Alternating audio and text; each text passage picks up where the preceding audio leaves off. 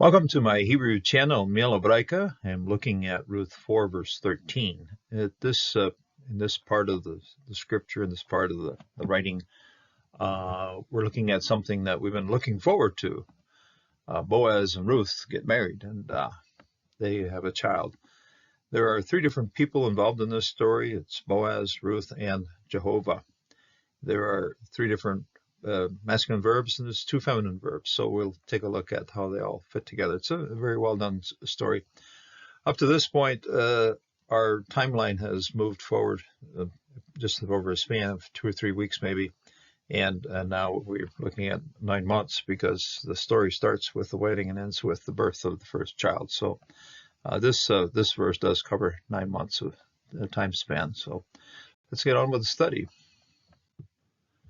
And we are in Ruth 4, verse 13, which begins right about in here. There's a sof pasuk here, closing off verse 12. Verse 12 ends with Min ha-nara hazot, from this young woman, has an article on it, and then has a feminine indication of the na'ar root. Na'ar is would be a young man, and na'ra would be a young woman. So Min ha-nara hazot, this young woman, demonstrative pronoun here, ending this verse 12 here.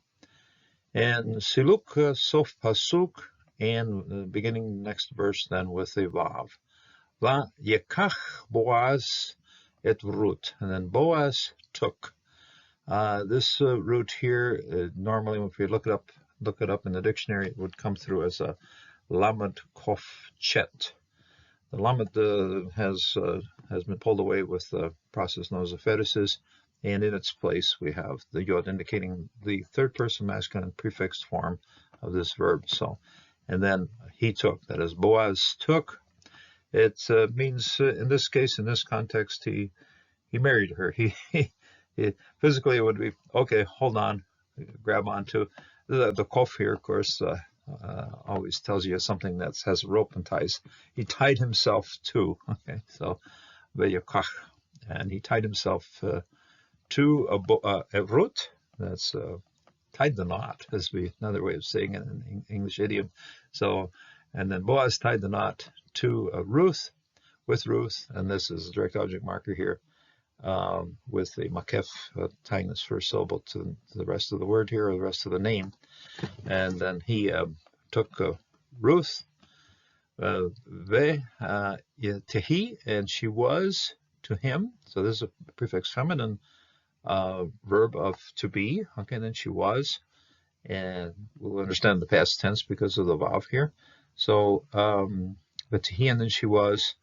This root is normally haya. That's a hey yod hey, but the hey at the end has gone through apokryphe, and in its place we have just the base root, which is the hey yod. Very, very common for this verb. And have then she was, but to he, okay. Then she was for him, to him. Le isha, as a wife, as a woman. Isha, of course, is the root here with everything's there with Aleph Shin Hey, and she was to him as a wife. Va Yabo, and then he came. This is again a prefixed masculine verb.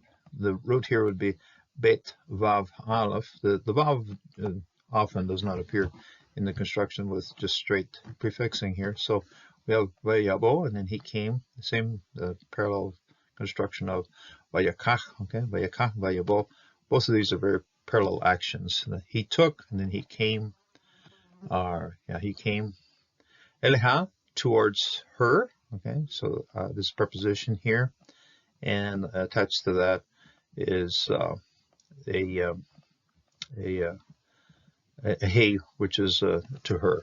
So that's this suffix, the pronoun is a feminine here. And then he came to her. Va yeten, and then he gave. This is Jehovah. Okay, Jehovah is then the subject of this particular verb right here. So this is also prefixed masculine verb and yod.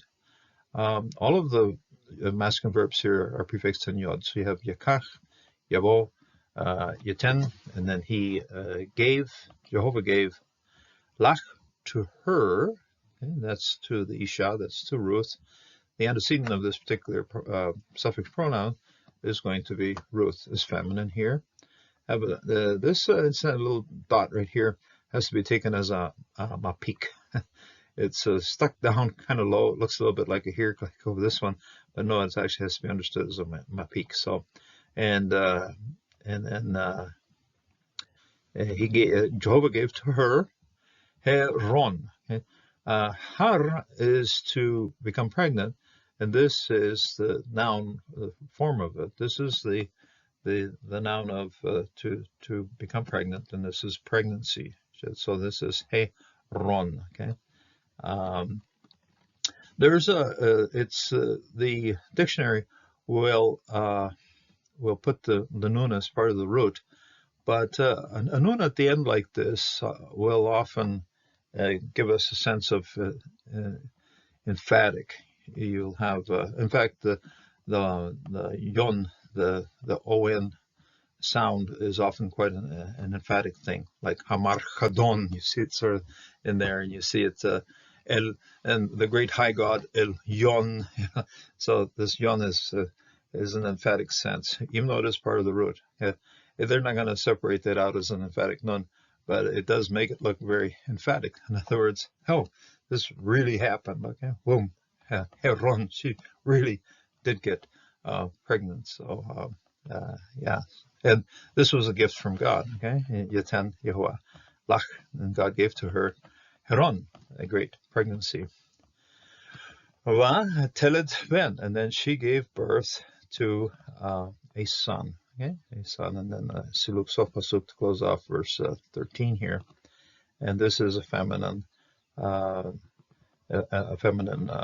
verb here. And then she gave birth.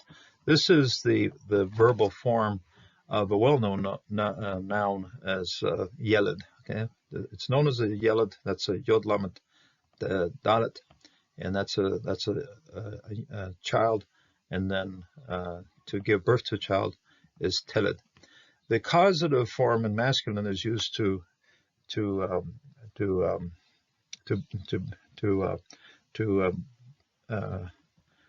cause a child, to bring a child into being. That's in English, King James, begat. That's the word begat. Always comes from that word here, from this one, in masculine. This is feminine here.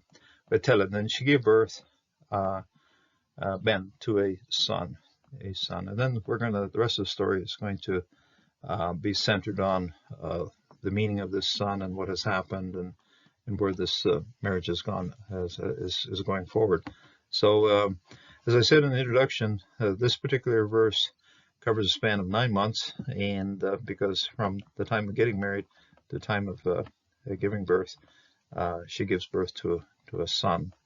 Something that the story has been anticipating, and as we see here, children are considered a blessing from the Lord. Even some of the Psalms tell us that. Children are a blessing from the Lord, and in Jewish thought and in biblical thought, children are a blessing from the Lord. When there are children, they're always regarded as gifts from God, and that's something we have to also regard even to this day. Whenever we do have children, they are there because God has made it happen. We always have to regard. Well, and when we consider just how complex it is for a child to be formed, wow, it is something that we have to recognize, that children are a gift from the Lord, and this is most certainly front and center of this particular verse here.